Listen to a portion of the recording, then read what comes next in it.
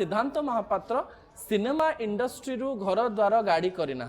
नेता हवा परे नेतागिरी रु बा सांसद हवा परे घर गाड़ी एवं बेसी धनी बनी एक कथा केते सत मो राजनीति आसली 2009 मसीह हाँ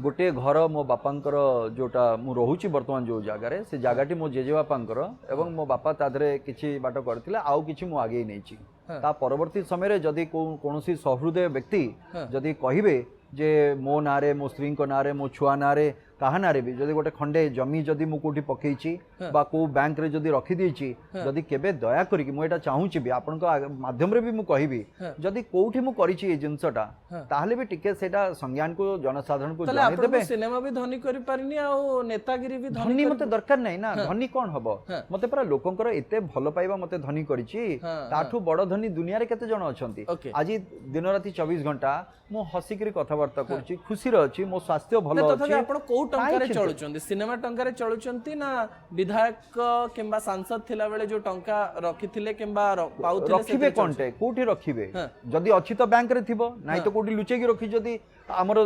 विभिन्न संस्था अछंती लगे की बाहर कर दियंतु जदी कोनोसी दंड ता पई अछि से दंड दे दियंतु गोटे कथा